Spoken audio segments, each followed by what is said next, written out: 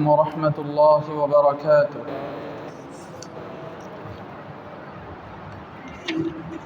الحمد لله رب العالمين، والصلاة والسلام على سيد المرسلين نبينا محمد صلى الله عليه وسلم وعلى آله وأصحابه أجمعين.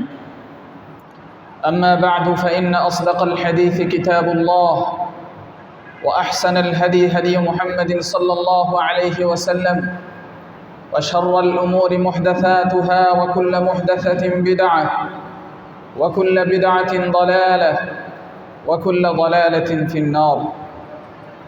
نشهد أن لا إله إلا الله ونشهد أن محمدا عبده ورسوله.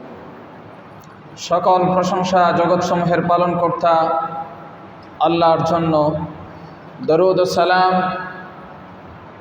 সমস্ত রাসূলদের নেতা আমাদের নবী মুহাম্মদ সাল্লাল্লাহু আলাইহি ওয়াসাল্লাম এবং তার পরিবার পরিজন এবং সকল সাহাবাদের প্রতি।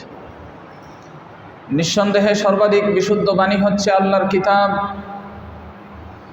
সর্বোত্তম পথ প্রদর্শন হচ্ছে মুহাম্মদুর রাসূলুল্লাহ সাল্লাল্লাহু আলাইহি ওয়াসাল্লামের পথ প্রদর্শন।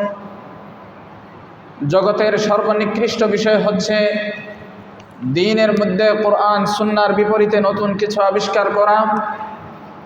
প্রত্যেক নব আবিষ্কৃত বিষয় যেটা দ্বীনের মাঝে করা হয় সেটা হচ্ছে বিদআত। প্রতিটি বিদআত হচ্ছে ভ্রষ্টতা। সকল ভ্রষ্টরা, সর্বপ্রকারের ভ্রষ্টতা সব কিছু জাহান্নামে নিক্ষিপ্ত হবে। সাক্ষ্য দিচ্ছি আল্লাহ ছাড়া কোনো ইলাহ নেই। সাক্ষ্য দিচ্ছি মুহাম্মদ তার বান্দা ও রাসূল। আমার ইমানদার ভাইয়েরা, আজ আপনাদের সামনে উপস্থাপন করব কোরআনের কিছু আয়াত এবং নবী করিম সাল্লাল্লাহু আলাইহি ওয়াসাল্লামের কিছু হাদিস, কিছু বাণী, সংক্ষিপ্ত ব্যাখ্যা সহ, যার মাধ্যমে আপনারা বুঝতে পারবেন যে মহান মহিয়ান আল্লাহ এবং তার রাসূল সাল্লাল্লাহু আলাইহি ওয়াসাল্লাম ঈমান ও আহলে ঈমান সম্পর্কে কি বলেছেন, ঈমান এবং ঈমানদারদের সম্পর্কে আল্লাহ এবং তার রাসূল সাল্লাল্লাহু আলাইহি ওয়াসাল্লাম কি বলেছেন। আশা করি আপনারা বুঝতে পারবেন। কোরআনে কারীমে সূরা বাকারা শুরুর দিকে এসেছে, আউযু বিল্লাহি মিনাশ শাইতানির রাজীম, বিসমিল্লাহির রহমানির রহিম, আলিফ লাম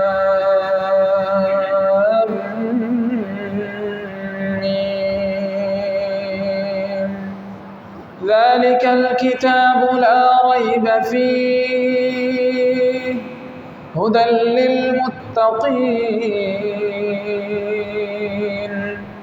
الذين يؤمنون بالغيب ويقيمون الصلاة ومما رزقناهم ينفقون والذين يؤمنون بما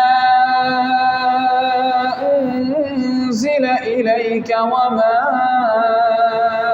أنزل من قبلك وبالآخرة هم يوقنون أولئك على هدى من ربهم وأولئك هم المفلحون। আল্লাহ বলছেন, এই কিতাব, এই যে কোরআন, এটি হচ্ছে এমন একটা কিতাব যাতে কোনো সন্দেহ নেই, যাতে কি নেই, কোনো সন্দেহ নেই। হুদাল লিল মুত্তাকিন, এটা হচ্ছে পথ প্রদর্শক এমন খুদাবিরু বান্দাদের জন্য, এমন মুত্তাকিদের জন্য, এমন ভীত সন্ত্রস্ত ব্যক্তিদের জন্য যারা গায়েবে ঈমান রাখে, অদৃশ্যে ঈমান রাখে এবং সালাত কায়েম করে এবং আমি যা রিজিক দিয়েছি তাদেরকে তার থেকে তারা ব্যয় করে। এবং তারা ঈমান রাখে আপনার প্রতি যা নাজিল করা হয়েছে তার প্রতি, এবং আপনার পূর্ববর্তীদের প্রতি যা নাজিল করা হয়েছে তার প্রতি,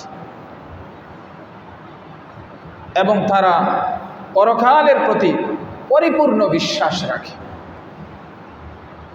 ওরাই হচ্ছে তাদের রবের পক্ষ থেকে হেদায়েতের উপর, এবং ওরাই হচ্ছে সফল কাম।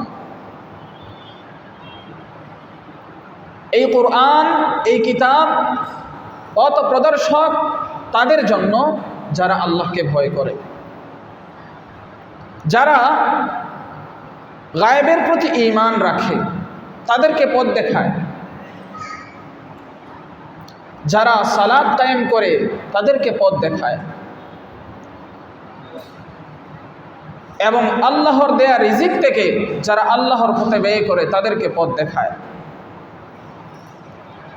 এবং আল্লাহর রসুলের উপর যা নাজিল হয়েছে তার প্রতি ঈমান রাখে, এবং পূর্ববর্তী নবী রাসূলদের প্রতি যা নাজিল হয়েছে তার প্রতিও ঈমান রাখে, এবং পরকালে বিশ্বাস রাখে। এই ধরনের মুত্তাকি যারা, এই ধরনের পরহেজগার যারা, এই ধরনের আল্লাহকে যারা ভয় করে, এদেরকে এই কোরআন পথ প্রদর্শন করে।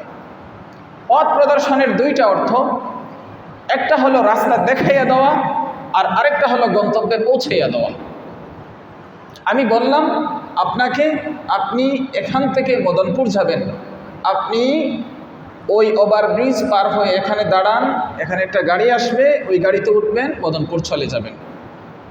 এটা হলো রাস্তা দেখানো, এটাও পথ প্রদর্শন করা। আর আরেকটা বললাম আপনি মদনপুর যাবেন, আসেন আমি আপনাকে মদনপুর পৌঁছিয়ে দিচ্ছি, এই বলে হাত ধরে ধরে রাস্তা পার হয়ে গাড়িতে উঠে পাশের সিটে বসে একদম মদনপুর স্থানে গিয়ে কি করলাম, নামাইয়া দিলাম। এটা হলো গন্তব্যে পৌঁছাইয়া দাও। নবীজির কাজ হচ্ছে রাস্তা দেখাইয়া দেওয়া। কোরআনের মাধ্যমে আল্লাহ তাআলা রাস্তা দেখান, আর গন্তব্যে পৌঁছান সরাসরি আল্লাহ রাব্বুল আলামিন। কথা বুঝাইতে পারছি? রাস্তা দেখানো, পথ প্রদর্শন করার কয়টা অর্থ? দুইটা। রাসূলুল্লাহ সাল্লাল্লাহু আলাইহি ওয়াসাল্লাম এবং তার উপর নাজিলকৃত আল কোরআন আমাদেরকে কি দেখায়?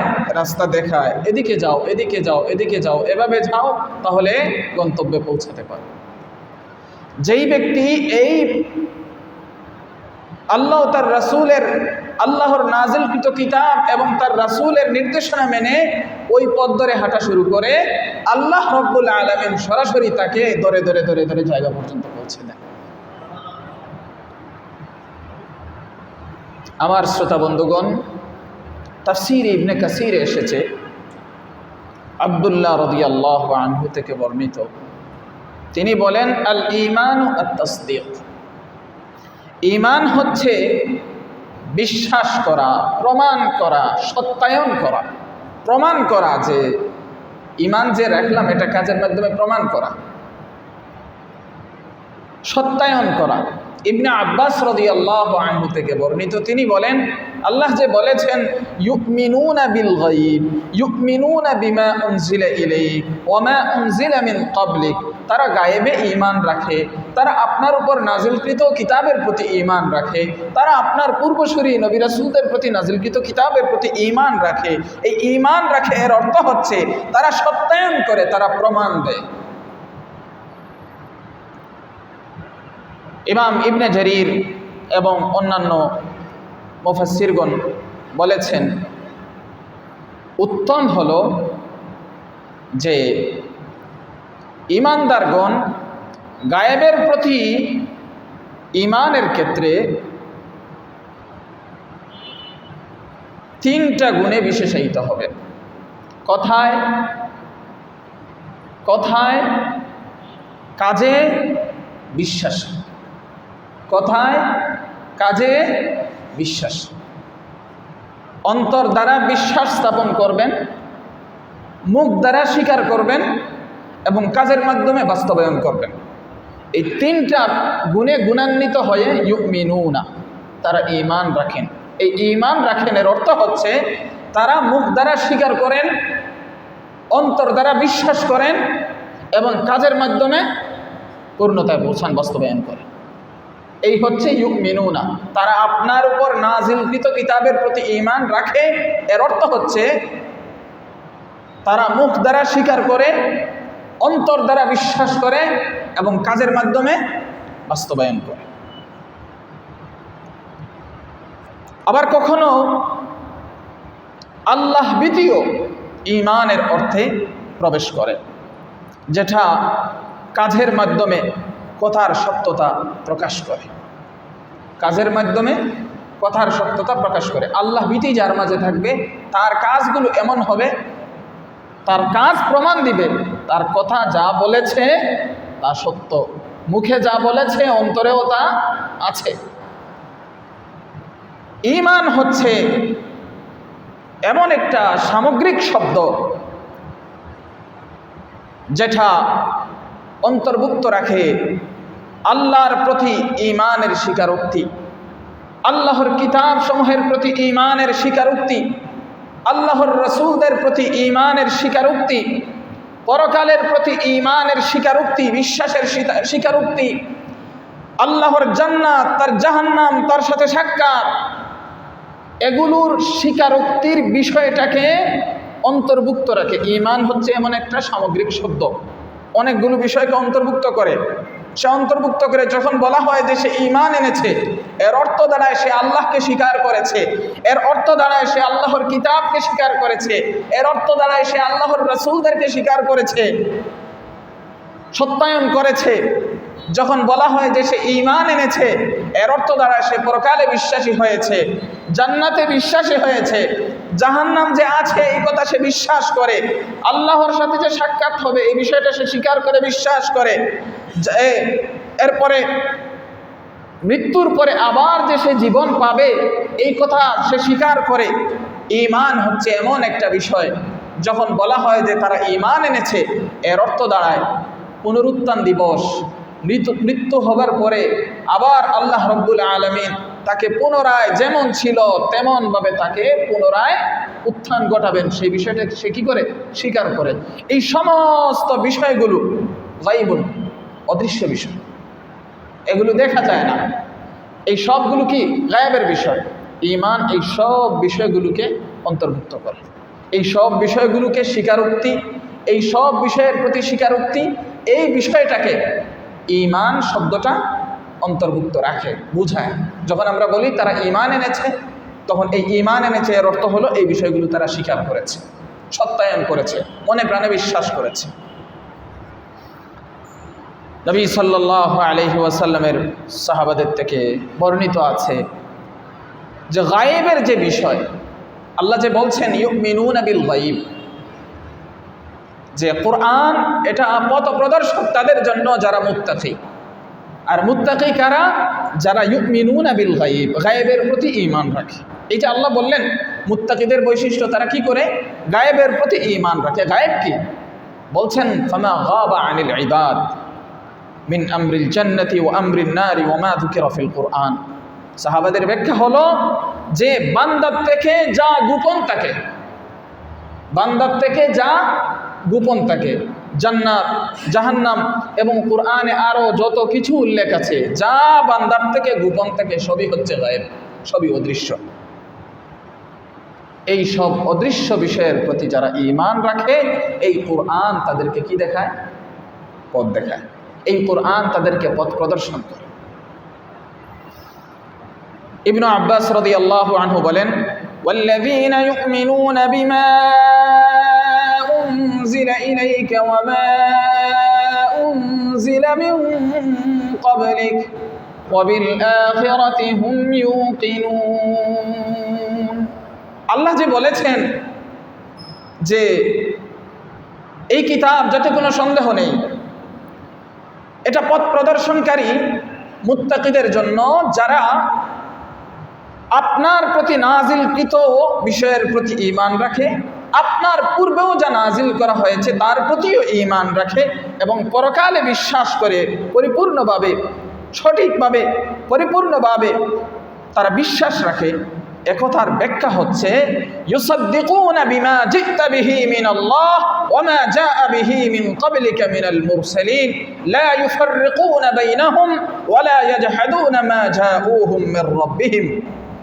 যে এই আয়াতের ব্যাখ্যা হচ্ছে যে তারা সত্যায়ন করে, তারা সত্য বলে মেনে নেয় আপনি যা আল্লাহর থেকে নিয়ে এসেছেন এবং আপনার পূর্বে সমস্ত রাসূলেরা আল্লাহর পক্ষ থেকে যা নিয়ে এসেছেন তারা তা পরিপূর্ণরূপে সত্যায়ন করে, তারা তা সত্য বলে মেনে নেয় এবং তারা রসুলদের মাঝে কোনো পার্থক্য করে না। সবই আল্লাহর রসুল, রসুল হওয়ার ক্ষেত্রে সবই আল্লাহর রসুল, এখানে কোনো পার্থক্য করে না। ওয়ালা ইয়াজহাদুনা মা জাউহুম মির রাব্বিহিম, এবং ওই নবী রাসূলরা আল্লাহর পক্ষ থেকে যা নিয়ে এসেছেন তা তারা অস্বীকার করে না। ওয়াবিল আখিরাতি হুম ইউকিনুন, এবং তারা পরকালের প্রতি পরিপূর্ণ বিশ্বাস রাখে, অর্থাৎ তারা মৃত্যুর পরে পুনরায় জীবিত হবে, কিয়ামত সংগঠিত হবে, জান্নাত জাহান্নামের ফয়সালা হবে, জান্নাতে যাবে জাহান্নামে যাবে, হিসাব হবে, আমলের হিসাব হবে এবং আমাদের আমলনামাগুলো ওজন করা হবে। এই সব বিষয়গুলো সত্যায়ন করে। এই আয়াতের ব্যাখ্যা হচ্ছে এটা। হাদিসে পাকে এসেছে, আবু হুরায়রা রাদিয়াল্লাহু আনহু থেকে বর্ণিত, তিনি বলেন, কানান নবী সাল্লাল্লাহু আলাইহি ওয়াসাল্লাম বারিজান ইয়াওমান লিন-নাস ফাআতাহু জিবরিল فقال ما الإيمان قال الإيمان أن تؤمن بالله وملائكته وبلقائه ورسله وتؤمن بالبعث। আবু হুরায়রা রাদিয়াল্লাহু তাআলা আনহু বলছেন, নবী সাল্লাল্লাহু আলাইহি ওয়াসাল্লাম একদিন জনসম্মুখে প্রকাশ্যে আসলেন। তখন জনগণের সামনেই জিবরিল আলাইহিস সালাম নবীজির কাছে উপস্থিত হলেন। জিবরিল আলাইহিস সালাম কখনো মানুষের বেশে, বেশিরভাগ সময়ই নবীজির সাথে সাক্ষাৎ করলে মানুষের বেশেই সাক্ষাৎ করতেন, তবে কদাচিৎ কয়েকবার ওই সাহাবাদের সামনে সরাসরি, এমনিতে তো নবীজির সাথে সাক্ষাৎ করেছেন, কিন্তু সাহাবারাও বসা আছেন, আবার তিনি মানুষের আকৃতিতেই সাহাবাদের সামনে উপস্থিত হয়েছেন। তো এই দিন এমনেরই হয়েছে, সাহাবারা উপস্থিত, কেউ চিনেন নাই লোকটাকে, অপরিচিত লোক আসছেন, নবীজির সামনে বসছেন, বসে জিজ্ঞেস করছেন মাল ঈমান। জিবরিল নবীজিকে জিজ্ঞেস করছেন। সাহাবারা তো মনে করছেন হয়তো কোথা থেকে মুসাফির এসেছে, রাসূলের দাওয়াত পেয়েছে, আসছে, জিজ্ঞেস করছে, ব্যাস এতটুকুই। জিবরিল যাওয়ার পরে অনেক জিজ্ঞাসাবাদের পরে সবাই বুঝতে পারছেন উনি হচ্ছেন জিবরিল। তো জিবরিল প্রশ্ন করছেন মাল ঈমান, ঈমান কি? নবীজি বললেন, আল ঈমানু আন তুমিনা বিল্লাহি ওয়া মালাইকাতিহি ওয়া বিলিকাইহি ওয়া রুসুলিহি ওয়া তুমিনা বিল বাস। ঈমান হচ্ছে যে তুমি আল্লাহর প্রতি বিশ্বাস রাখবে, আল্লাহকে স্বীকার করে নেবে, তুমি ফেরেশতাদেরকে স্বীকার করে নেবে। ফেরেশতা দেখা যায়? আমরা দেখি না, কিন্তু স্বীকার করতে হবে, এটা গায়েব। আল্লাহর সাথে তোমার সাক্ষাৎ হবে, একথা স্বীকার করে নিতে হবে, বিশ্বাস করতে হবে। আগের রসুলদেরকে তো আমরা দেখি নাই, তাদেরকেও স্বীকার করতে হবে। এবং বর্তমানে যিনি রসুল তাকেও মেনে নিতে হবে। আর আমরা যারা আছি, আমরা তো এই রসুলও দেখি নাই, আমাদের তাও স্বীকার করে নিতে হবে। এবং মৃত্যুর পরে আবার পুনরায় জীবিত করা হবে, এটাও মনে প্রাণে বিশ্বাস করতে হবে। এর নাম হচ্ছে ঈমান। আমার মুসলমান ভাইয়েরা, আমার ঈমানদার বন্ধুগণ, আসুন আমরা আমাদের ঈমানকে ওভাবেই গড়ে তুলি যেভাবে কোরআন এবং সুন্নায় এসেছে। এতক্ষণ ঈমান কি জিনিস আলোচনা করেছি, কথা কি বুঝতে পারছেন? তাহলে সাহাবাদের ব্যাখ্যা বলেছি, সাহাবারা ইউমিনুন, ঈমান দ্বারা কি বুঝছেন? তাহলে আমাদের কাজ হলো ওই সাহাবায়ে কেরাম যা বুঝেছেন, নবীজি যা বলেছেন, আমাদের ঈমানটাও এমন হওয়া, এর বাহিরে নতুন কোনো ঈমান নয়। এবং আমাদের উচিত হলো ঈমান ওইভাবেই আনা যেভাবে রাসূল করিম সাল্লাল্লাহু আলাইহি ওয়াসাল্লামের সাহাবারা ঈমান এনেছে। আমরা যেন ওই রকম ঈমানদার হতে পারি যেভাবে মহান মহিয়ান আল্লাহ এবং তার রাসূল সাল্লাল্লাহু আলাইহি ওয়াসাল্লাম ঈমানদারদের সম্পর্কে বলেছেন। আল্লাহ আমাদের তৌফিক দান করুন। ঈমান জিনিসটা জোরপূর্বক কিছু করা যায় না। আমাদের দায়িত্ব হলো বার্তা পৌঁছাইয়া দেওয়া। সবার দায়িত্ব হলো নিজ দায়িত্বে মেনে নেওয়া। ঈমানের গভীরতা ভিতরে, ঈমানের সম্পর্ক ভিতরের দিক দিয়ে বেশি। আপনারে জোরপূর্বক কিছু করালাম, ভিতর যদি আপনার এটা গ্রহণ না করে, আপনার কোনো লাভ হবে না। এজন্য ঈমান কথা স্বীকার করবেন, আল্লাহ যা বলেছেন, রাসূল যা বলেছেন, অন্তর দ্বারা বিশ্বাস করবেন, তখন আপনি ঈমানদার হলেন। আর যখন আপনি কাজের দ্বারা পূর্ণ বাস্তবায়ন করবেন, তখন আপনি পরিপূর্ণ মুমিন হলেন। কাজের দ্বারা বাস্তবায়ন করা এটা কি পরিপূর্ণ ঈমানদারির লক্ষ্য। কাজ যদি না করেন, মুখ দ্বারা স্বীকার করেন, অন্তর দ্বারা বিশ্বাস করেন, আপনাকে ঈমানদার বলা হবে, কিন্তু পরিপূর্ণ ঈমানদার বলা হবে না। কোরআনে কারীমে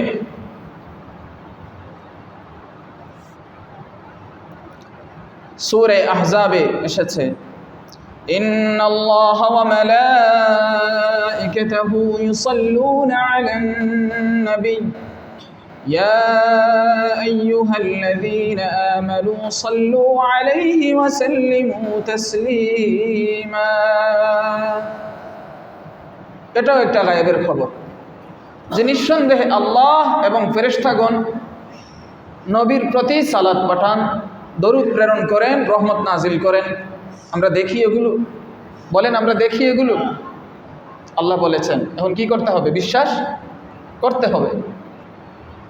হে ঈমানদারগণ, তোমরাও নবীর প্রতি সালাত প্রেরণ করো এবং অধিক পরিমাণে সালাম পাঠাও। আমরা সালাম এখান থেকে পাঠ করব, যাবে কিভাবে? আমরা এগুলো দেখি? কথা বলেন, এগুলো দেখি আমরা? যাবে। আল্লাহ পৌঁছাবেন, ফেরেশতার মাধ্যমে পৌঁছাবেন, বা নিজে পৌঁছান, যেভাবেই পৌঁছাবেন, ওগুলো আল্লাহর দায়িত্ব। ওগুলো দেখি না, কিন্তু না দেখেও আমরা কি করি? বলেন, না দেখেও আমরা কি করি? বিশ্বাস করি এবং কাজের মাধ্যমে বাস্তবায়ন করি। মুখ দ্বারা স্বীকার করি, অন্তর দ্বারা বিশ্বাস করি, কাজের দ্বারা বাস্তবায়ন করি। এই জন্য আমাদেরকে কি বলা হয়? ঈমানদার বলা হয়। এই জন্য আমাদেরকে কি বলা হয়? এর মানে আমাদের বালতি পানি দিয়ে পরিপূর্ণ করলাম। বালতি কি করলাম? পানি দিয়ে পরিপূর্ণ করলাম। এখন যদি বালতির নিচ দিয়ে একটা ছিদ্র করে দেই, পানি থাকবে? ঈমানদার হওয়ার জন্য পরিপূর্ণ বালতি ভরতে হলো, আর ঈমান নষ্ট করার জন্য একটা ছিদ্রই কি হয়ে গেল? যথেষ্ট হয়ে গেল। এই জন্য আমাদের ঈমান শিখতে হবে। ওযু করতে গিয়ে ফরজ হিসাবে 4টা অঙ্গ, মুখ ধৌত করতে হয়, হাত ধৌত করতে হয়, পা ধৌত করতে হয়, মাথা মাসেহ করতে হয়। এরপরে সুন্নত তরিকে ওযু করলে আরো কাজ আছে। এতগুলো কাজ করার পরে একটা বাতাস ছাড়লে সব কি হয়ে যায়? ওযু নষ্ট হয়ে যায়। ঠিক তেমনিভাবে ঈমানদার হওয়ার জন্য সব কিছুই করতে হবে। যত গায়েবের বিষয় আছে সবগুলো স্বীকার করতে হবে, মানতে হবে, বিশ্বাস করতে হবে, কাজের মাধ্যমে বাস্তবায়ন করতে হবে। কিন্তু বেঈমান হওয়ার জন্য সবগুলো স্বীকার করে এক জায়গায় যদি ছিদ্র করে দেই, বলেন সব কি হয়ে যাবে? নষ্ট হয়ে যাবে। আমাদের বর্তমান যুগ চলছে এইটাই। এমন অবস্থা চলছে যে কোন দিকে বেঈমান হচ্ছে কে সে নিজেও জানে না। এজন্য সবসময় ঈমানের বিষয়ে সতর্ক থাকতে হবে এবং যারা ঈমান নিয়ে সবসময় গবেষণা করে তাদের সঙ্গে থাকতে হবে। নতুবা দেখবেন সারা জীবন নামাজ পড়েছেন, মানুষ দেখবে আপনার কপালে সিজদার দাগ। আপনি সারা জীবন রাসূলের সুন্নাহর উপর চলেছেন, মানুষ বলবে আপনি ঈমানদার, কিন্তু সবার অজান্তেই আপনি বেঈমান হয়ে গেছেন। আল্লাহ আমাদেরকে হেফাজত করুন। আল্লাহুম্মা সাল্লি আলা মুহাম্মাদিন আবদিকা ওয়া রাসূলিক كما صليت على إبراهيم وبارك على محمد وعلى آل محمد وبارك على محمد وعلى آل محمد كما باركت على إبراهيم। আমার ইমানদার ভাইয়েরা, আমার মুসলমান ভাইয়েরা, নিঃসন্দেহে মহান আল্লাহ সুসংবাদ, খুশির বার্তা নাজিল করেছেন। এবং তার ঈমানদার সৌভাগ্যবান বন্ধুদের আলোচনা করেছেন, যারা তার প্রতি ঈমান রাখে, তার রাসূলদের প্রতি ঈমান রাখে, যারা তাদের ঈমানকে তাদের নিজেদের সৎকর্মের মাধ্যমে সত্যায়িত করেছে। তাদের ঈমান যে আসল ঈমান, এটা সত্যায়িত করেছে নিজেদের কিসের মাধ্যমে? নিজেদের নেকামলের মাধ্যমে। এমন বন্ধুদের অবস্থা সম্পর্কে আল্লাহ আলোচনা করেছেন এবং সুসংবাদ দিয়েছেন কুরআনে কারীমে সূরা বাকারা 25 নম্বর আয়াত। وبشر الذين آمنوا وعملوا الصالحات أن لهم جنات تجري من تحتها الأنهار كلما رزقوا منها من ثمرة رزقا قالوا هذا الذي رزقنا من قبل وأتوا به متشابها ولهم فيها أزواج مطهرة وهم فيها خالدون। আল্লাহ বলছেন, হে নবী, আপনি সুসংবাদ দিন, আপনি খুশির বার্তা দিন তাদেরকে যারা ঈমান এনেছে। এখন ঈমান এনেছে এর অর্থ বুঝছেন? এতক্ষণের আলোচনা যদি বুঝে থাকেন তাহলে এখন ঈমান এনেছে এর অর্থ কি? সমস্ত গায়েবের প্রতি যারা অন্তর দ্বারা বিশ্বাস স্থাপন করেছে, মুখ দ্বারা স্বীকার করেছে এবং পরিপূর্ণতার জন্য নিজেদের আমলের মাধ্যমে প্রমাণ করেছে যে আমরা ঈমানদার। এই একটা শব্দের মর্ম হইল এগুলো, যদি আগের আলোচনা বুঝেন। আল্লাহ বলছেন এদেরকে কি করো? সুসংবাদ দিন যারা ঈমান এনেছে। এই যারা ঈমান এনেছে এই কথা বললেই ভিতরে ওই জিনিসগুলো আনতে হবে যে এর ব্যাখ্যাটা কি। এই ঈমান এনেছে এর অর্থ কি?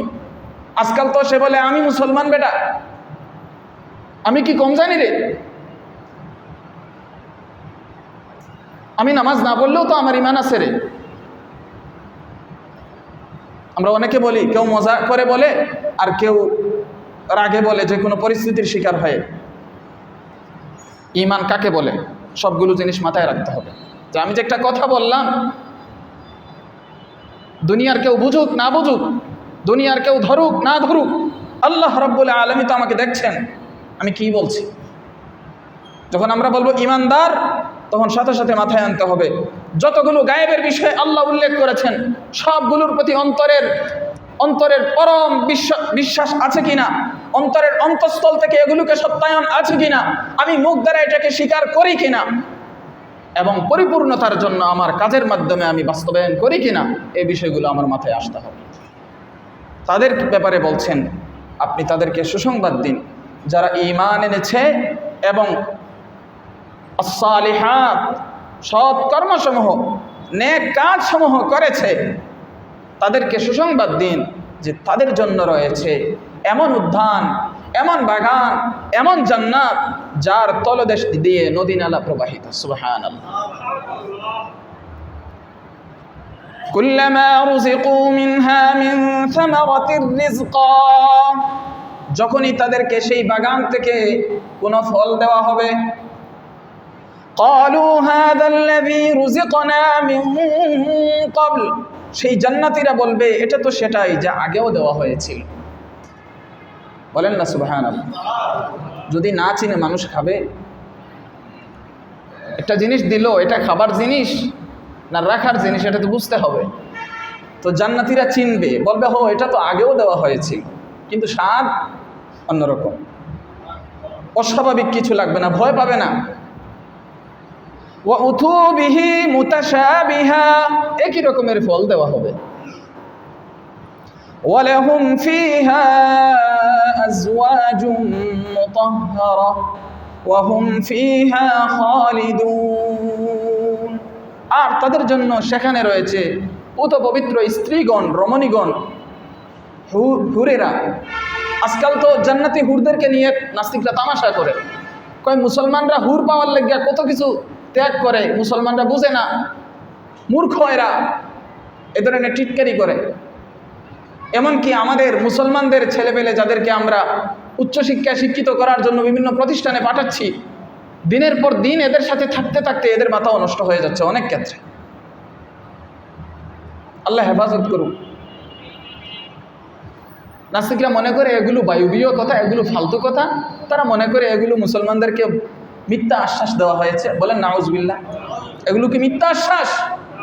মরিয়া দেখ,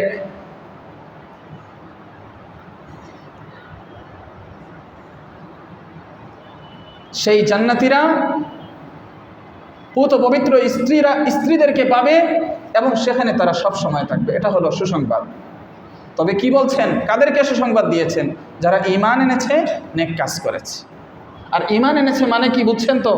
ঈমান এনেছে, আমি ছোটবেলা মক্তবে হুজুরের কাছে পড়ছিলাম লা ইলাহা ইল্লাল্লাহ মুহাম্মাদুর রাসূলুল্লাহ, বাস। আর কি এখানে আছে এটা বোঝার দরকার নেই। আবার দলিলও দিচ্ছি, নবীজি বলেছেন যে লা ইলাহা ইল্লাল্লাহ বলবে সে জান্নাতে প্রবেশ করবে। কথা তো ঠিকই আছে, কিন্তু আপনি বুঝছেনটা কি? সাহাবায়ে কেরাম যখন লা ইলাহা ইল্লাল্লাহ বলতেন, তারা তো বুঝে বুঝে বলতেন। সাহাবায়ে কেরাম লা ইলাহা ইল্লাল্লাহ বলার কারণেই তো আবু জাহেলরা খেপছিল। আপনি তো এই লা ইলাহা ইল্লাল্লাহ বলেন, আপনার যুগের আবু জাহেলরা তো আপনাকে লা ইলাহা ইল্লাল্লাহ বলার কারণে মারে না। মারে কখন? যখন আপনি এটা বুঝে ফেলেন, তাই না? কথা বুঝেন নাই? আপনার যুগের আবু জাহেলরা আপনাকে কখন আঘাত করে? যখন লা ইলাহা ইল্লাল্লাহর মর্ম আপনি বুঝে ফেলেন। ইসরায়েল কি বলে? বলে আমাদের আধিপত্য মেনে নাও, তোমরা মুসলমানরা থাকো। আর ফিলিস্তিনের মুসলমানরা কি বলে? তোদের আধিপত্য মানবো না, এখানে তোদের দাদাগিরি চলবে না। এই সমস্যা তো এটা। লা ইলাহা ইল্লাল্লাহ যত প্রকারের ক্ষমতা আছে, যত প্রকারের প্রভাব প্রতিপত্তি আছে, যত প্রকারের সার্বভৌমত্ব আছে, যত প্রকারের উপাসনা আছে, সবগুলো আল্লাহর জন্য প্রযোজ্য। মাঝখানে এখানে এসে কেউ দাদাগিরি করতে পারবে না। লা ইলাহা, এটা তো হেরা বুঝতো। এই জন্য যখন সাহাবায়ে কেরাম বলছেন লা ইলাহা ইল্লাল্লাহ, এটা বলার পরে দেখা যায় তাদের কোনো প্রভাব চলে না এখানে।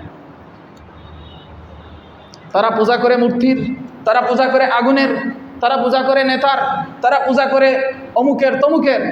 আর এরা সব সময় বলে আল্লাহ কি বলেছেন, রাসূল কি বলেছেন, আল্লাহ কি বলেছেন, রাসূল কি বলেছেন। এই তো ঝামেলা। আপনাকেও আপনি যখন বলবেন আমি ইমানদার, সাথে সাথে দেখবেন আমার ইমানটা কেমন ইমান। আমি কি শুধু তুতা পাখির মতোই বলছি লা ইলাহা ইল্লাল্লাহ মুহাম্মাদুর রাসূলুল্লাহ? হ্যাঁ, আপনার এটার পাওয়ার আছে যদি আপনি এই কালিমার বিপরীতে কোনো কিছু না করেন। কিন্তু আপনি যদি লা ইলাহা ইল্লাল্লাহ মুহাম্মাদুর রাসূলুল্লাহ এটা যদি না বুঝেন, তাহলে আপনার অজান্তেই তো আপনি এটার বিরোধিতা করবেন, যেটা হচ্ছে, যেটা চলছে। বাংলাদেশের মানুষ কত? 18 কোটি। মুসলমান কতজন? 17 কোটি। তা ইসলামী শাসন নাই কেন? আমার প্রশ্নের উত্তর দেন। ইসলামী শাসন নাই কেন? আমরা তো সবাই মুসলমান, তাহলে ইসলামী শাসন নাই কেন? একই এলাকার ভিতরে এত দল কেন, এত গ্রুপ কেন? প্রশ্নগুলো জাগেনি? আমার কথা বুঝেন আপনারা? একই দেশের ভিতরে এত দল কেন? কোরআন তো একটাই, কিতাব তো একটাই, রাসূলের বাণী তো একটাই, এত কিছু কেন? বুঝতে হবে আমরা মূল শিক্ষার উপরে নাই। হ্যাঁ, আমার মাঝে এতটুকু আছে, আপনার মাঝে এতটুকু আছে, তার মাঝে এতটুকু আছে, কারো 5, কারো 10, কারো 15, কারো 20, কারো 25, কারো 30, কারো 35, কারো 40, এরকম পার্সেন্ট আছে। পরিপূর্ণতা নাই আমাদের মাঝে, বিশৃঙ্খল অবস্থায় আছে। যখন আমরা সুশৃঙ্খল হব, ঈমান ভালোভাবে বুঝব, সবাই, শুধু 1-2 জন বুঝলে হবে না। যে মসজিদের হুজুরে বুঝছে, তো মসজিদের হুজুরে বুঝলে শুধু হবে? যার যার হিসাব যার যার দিতে হবে। তাহলে এলাকায় যদি 3000 মানুষ থাকে, 3000-এর প্রত্যেকেই বুঝতে হবে ঈমান কি। যখন আমরা এভাবে বুঝব, তখন আমাদের শান্তি, নিরাপত্তা, ঐতিহ্য, সব কিছু, সংস্কৃতি, সব কিছু ঠিক থাকবে। তখন আমরা ঐক্যবদ্ধভাবে শত্রুর বিরুদ্ধে লড়াই করতে পারবো। এখন তো আমরা নিজেরা নিজেদেরকে শত্রু বানায় রাখছি। লা ইলাহা ইল্লাল্লাহ মুহাম্মাদুর রাসূলুল্লাহ, এই বাক্য বলার পরে মুহাম্মাদুর রাসূলুল্লাহ আমি যখন বললাম মুহাম্মদ আল্লাহর রাসূল, আপনি যদি বলেন হ্যাঁ আমি তো বললাম মুহাম্মদ আল্লাহর রাসূল, তো মুহাম্মদ আল্লাহর রাসূল বলছেন মানে কি বুঝছেন আপনি? এতটুকু বলাই আল্লাহর রাসূলকে মানবেন না? আল্লাহর রাসূলকে মানবেন না? আমি তো কইলাম, আমি মুহাম্মদ আল্লাহর রাসূল কইছি তো বললে হবে না তো। আপনি যখন বলছেন মুহাম্মদ আল্লাহর রসুল, তখন এবার আপনার পরের পৃষ্ঠা হলো মুহাম্মদ আল্লাহর রসুলের কথা বলার পরে আমাকে চলতে হবে রসুলের পথে। আমি যখন বললাম আল্লাহ ছাড়া কোনো ইলাহ নেই, তখন পরের পৃষ্ঠা হলো, এটার ব্যাখ্যা হলো আল্লাহ ছাড়া যখন কোনো ইলাহ নেই বলেছি, তখন ইবাদত করব কেবল আল্লাহ, অন্য কারো ইবাদত করব না, কোনোভাবেই না। আল্লাহর জাতের মধ্যে, সত্তার মধ্যে কাউকে শরীক করব না, সেটা যে কোনো ক্ষেত্রেই হোক। যেহেতু বলছি ইবাদত করব আল্লাহর, ইবাদতের উপযুক্ত কেবল কে? আল্লাহ ছাড়া কোনো ইলাহ নেই। এটা যখন বলে ফেলছি, এখন আর ইমানদার আমাদের মানুষদের এই সৃষ্টির প্রধান কাজই হলো কি? আল্লাহর ইবাদত করা সর্বদা। তো সর্বদা আল্লাহর ইবাদত করব কিভাবে? যখন সব সময় আল্লাহ তাআলা যা বলেছেন তা করব, ওইভাবে চলব। আজকাল মনে করে কি সবসময় কি আল্লাহকে মানা যায়? আল্লাহকে আনুষ্ঠানিকভাবে মাঝে মধ্যে মানে, যেমন ঈদের দিন আল্লাহকে আনুষ্ঠানিকভাবে মানি, শুক্রবারে আল্লাহকে আনুষ্ঠানিকভাবে মানি, হ্যাঁ, 2 ঈদে আল্লাহকে আনুষ্ঠানিকভাবে মানি। এটাই তো বাস্তবতা নাকি? হ্যাঁ, মুখ দিয়ে বলছি না, কিন্তু আনুষ্ঠানিকভাবে এটাই তো প্রমাণ করছি। শুধু অনুষ্ঠান হলে আনুষ্ঠানিকভাবে কিছু কিছু জায়গায় আল্লাহকে মানি, এবং বাকি জায়গায় আল্লাহকে মানা কঠিন মনে করি। নাউজুবিল্লাহ। অনেকের ভাষা এমন যে এভাবে কি চলা যায়? তাহলে আপনি নিজেকে ইমানদার দাবি করেন কেন? আপনি জানেন না লা ইলাহা ইল্লাল্লাহ মুহাম্মাদুর রাসূলুল্লাহ কি? বেশি হুজুরগিরি করিস না। আরে হুজুরগিরি কি? হুজুরগিরি বলতে কিছু নাই। আমরা সবাই এক ইমানদার, আমরা মুমিন। হুজুর হোক আর হুজুর না হোক, সাধারণ হোক, আলিম হোক, জাহিল হোক, আমরা মুমিন। এটা হলো সবার পরিচয়। কিসের ভিত্তিতে আমরা মুমিন হয়েছি? কোন কারণে আমরা মুমিন হয়েছি? হুজুর হওয়ার পরেও যদি তার মাঝে ইমান বিরোধী কিছু থাকে, এই হুজুরের কোনো মূল্যায়ন আল্লাহর কাছে আছে? কথা বলেন, আছে? নাই। হুজুর হলেই কি আর না হলেই কি? আমার আপনার পরিচয় একটাই, যে আমরা মুসলমান, আমরা ইমানদার। এখন আমার আপনার কাজ ওভাবে করতে হবে যদি আমরা পূর্ণতা চাই দুনিয়ার জীবনে, পরকালের জীবনে। আল্লাহ আমাদের তৌফিক দান করুন। আল্লাহর বান্দাগণ, আমাদের দায়িত্ব হলো নেককার ইমানদার হওয়া, যাতে আমরা জান্নাতে প্রবেশ করতে পারি চিরজীবনের জন্য।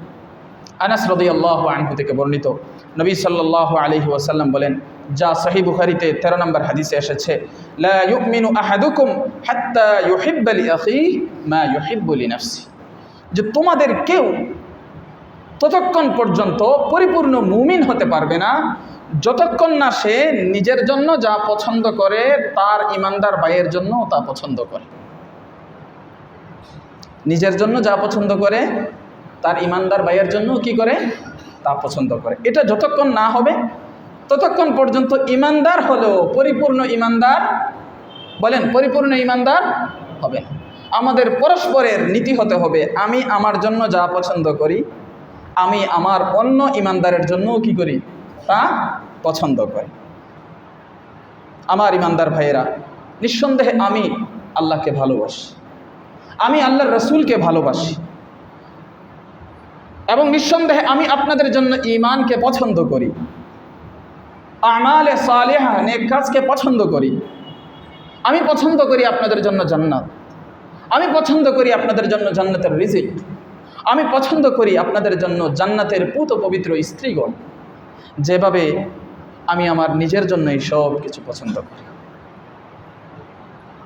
কোরআনে কারীমে সূরা নিসা 136 নম্বর আয়াতে এসেছে, ইয়া আইয়ুহাল্লাযীনা আমানু বিল্লাহি ওয়া রাসূলিহি ওয়াল কিতাবিল্লাযী নাযালা আলা রাসূলিহি والكتاب الذي نزل على رسوله والكتاب الذي أنزل من قبل ومن يكفر بالله وملائكته وكتبه ورسله واليوم الآخر فقد ضل ضلالا بعيدا।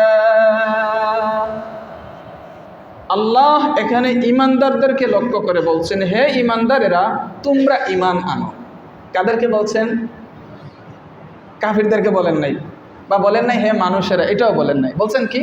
হে ইমানদারেরা, তোমরা ইমান আনো আল্লাহর প্রতি, তার রসুলের প্রতি এবং ওই কিতাবের প্রতি যা তিনি তার রসুলের উপর নাজিল করেছেন এবং তার পূর্বেও যাদের উপর যারা নবী রসুল হিসাবে এসেছিলেন তাদের উপর নাজিল করেছেন ওগুলোর প্রতিও তোমরা ঈমান আনো। এগুলো বলার পরে বলছেন যে বা যারা আল্লাহকে অস্বীকার করবে, যে বা যারা তার ফেরেশতাদেরকে অস্বীকার করবে, যে বা যারা আল্লাহর কিতাব সমূহকে তার রসুলদেরকে পরকালকে অস্বীকার করবে, ফাকাদ দাল্লা দালালান বাঈদা, সে চরম গুমরাহিতে লিপ্ত হয়ে গেল। নাউযুবিল্লাহ। আল্লাহর কাছে দোয়া করি, হে আমাদের আল্লাহ, আপনি আপনার অদৃশ্য জ্ঞানের মাধ্যমে সৃষ্টির উপর আপনার ক্ষমতার মাধ্যমে আপনি আমাদেরকে ততদিন হায়াত দিন যতদিন আমাদের জন্য আপনার ইলমে আমাদের বেঁচে থাকা কল্যাণকর, এবং যখন আপনার ইলমে আমাদের বেঁচে থাকা এই পৃথিবীতে অকল্যাণকর তখন আমাদেরকে মৃত্যু দিয়ে দেন। হে আমাদের আল্লাহ, আপনার কাছে প্রার্থনা করি আপনার ভয় দৃশ্যে অদৃশ্যে সর্বাবস্থায়, কেউ দেখুক কিংবা না দেখুক, সব অবস্থায় যেন আমাদের ভিতরে আপনার ভয় থাকে। প্রার্থনা করি হে আমাদের আল্লাহ, সঠিক বাণী, সঠিক কথা, সত্য কথা আপনার কাছে প্রার্থনা করি। রাগের সময়, সন্তুষ্টির সময়, উভয় অবস্থায়, সর্বাবস্থায় যেন সঠিক কথা বলতে পারি, সত্য কথা বলতে পারি, সত্যের সাথে থাকতে পারি। হে আমাদের আল্লাহ, আপনার কাছে প্রার্থনা করি মধ্যম পন্থা, পরিমিত আচরণ, সীমালঙ্ঘন যেন আমাদের দ্বারা না হয়। সেটা দরিদ্র অবস্থায় হোক, ধনাঢ্য অবস্থায় হোক, সর্বাবস্থায় যেন আমরা মধ্যমপন্থী থাকি। হে আমাদের আল্লাহ, আপনার কাছে প্রার্থনা করি এমন নেয়ামত যেটা কখনো শেষ হবে না।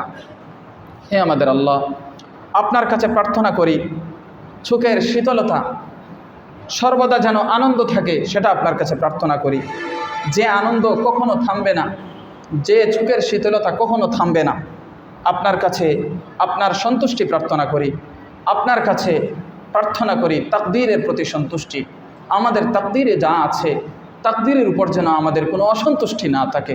রিদা বিল কাদা, আপনার যে ফয়সালা তাকদীরে যেটা লিপিবদ্ধ হয়েছে সেটার উপর যেন কখনো আমাদের থেকে কোনো আপত্তি না আসে, সেটা আপনার কাছে প্রার্থনা করি।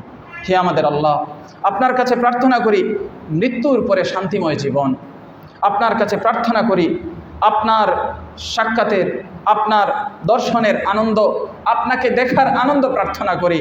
আপনার কাছে প্রার্থনা করি আপনার সাক্ষাতের ব্যাকুলতা, আমাদের মন যেন আপনার সাথে সাক্ষাৎ করার জন্য ব্যাকুল হয়। জাহান্নামী মরতে চায় না, আল্লাহকে দেখার জন্য, আল্লাহর সাথে সাক্ষাৎ করার জন্য মন ব্যাকুল থাকে না। আর জান্নাতি ব্যক্তি তার অন্তর সবসময় ব্যাকুল থাকে, কতক্ষণে আল্লাহর কাছে যাব, তার সাথে সাক্ষাৎ করব। এজন্য প্রার্থনা করতে হবে। হে আল্লাহ, আপনার কাছে প্রার্থনা করি আমাদের মাঝে একটা ব্যাকুলতা তৈরি করে দেন যে আপনার সাথে সাক্ষাৎ করব, আপনাকে দেখব, দেখার পর একটা স্বাদ আছে, সেই স্বাদটা যেন আমরা উপলব্ধি করতে পারি, সেটাও প্রার্থনা করতে হবে। তবে এই সাক্ষাৎ, এই দেখা, এই দর্শন, এগুলো কোনো ক্ষতি ছাড়া যেন হয়, ক্ষতি যেন না হয়, এবং পথভ্রষ্টকারী কোনো বিপর্যয়ের মধ্যে যেন পড়তে না হয়। হে আমাদের আল্লাহ, আমাদেরকে আপনি সুসজ্জিত করে দিন ঈমানের সাজ দ্বারা। আল্লাহুম্মা যায়্যিননা বিজিনাতিল ঈমান ওয়াজআলনা হুদাতাল মুহতাদিন। হে আমাদের আল্লাহ, আমাদেরকে সর্বপ্রথম আপনি হেদায়েত প্রাপ্ত বানিয়ে দিন, তারপর আমাদেরকে মানুষের জন্য পথ প্রদর্শক বানিয়ে দিন। সাহাবায়ে কেরাম হেদায়েত প্রাপ্তও ছিলেন এবং মানুষদেরকে পুরো জাতিকে কি করেছেন? পথ দেখিয়েছেন। নবীজি সাল্লাল্লাহু আলাইহি ওয়াসাল্লাম এই দোয়াগুলো করতেন সবসময়, আমাদেরকে শিখিয়ে গেছেন। আরবি পারেন না, বাংলা দোয়াগুলো করবেন, কারণ এগুলো যদি দোয়া করেন তাহলে বাঁচার একটা ব্যবস্থা হবে। নতুবা আমাদের কি আছে? বললাম তো, আমাদের ঈমানের অবস্থা, আমাদের ইবাদতের অবস্থা, আমাদের লেনদেনের অবস্থা, আমাদের আচার ব্যবহারের অবস্থা, আমাদের রাজনৈতিক অবস্থা, অর্থনৈতিক অবস্থা, সামাজিক অবস্থা, আমাদের বিচার ব্যবস্থা, সব কিছু ধ্বংস হয়ে গেছে। প্রতি মুহূর্ত শয়তান আমাদেরকে বিভ্রান্ত করছে এবং আমাদের প্রত্যেকের মাঝে অবস্থিত যে নফস, সে আমাদের প্রতারণা দিচ্ছে, প্রতারণা করছে, প্রবঞ্চনা দিচ্ছে। এত বিভ্রান্তির মাঝে থেকে যদি আমরা দোয়া না করি তাহলে আমরা সাহায্য পাবো কোথায় থেকে? দোয়া করব তো সব সময় যে হে আল্লাহ আমাদেরকে ঈমানের সাজে সজ্জিত করে দিন। আমাদেরকে বলেন আমাদেরকে ঈমানের সাজে সজ্জিত করে দিন। ওয়াজআলনা হুদায়াতাম মুহতাদিন, এবং আমাদেরকে হেদায়েত প্রাপ্ত বানিয়ে দিন, এবং আমাদেরকে বাকিদের জন্য পথ প্রদর্শনকারী, হেদায়েত দাতা মানে রাস্তা দেখানেওয়ালা, সঠিক পথ প্রদর্শনকারী হিসাবে কবুল করুন। আল্লাহ আমাদের সবাইকে তৌফিক দান করুন।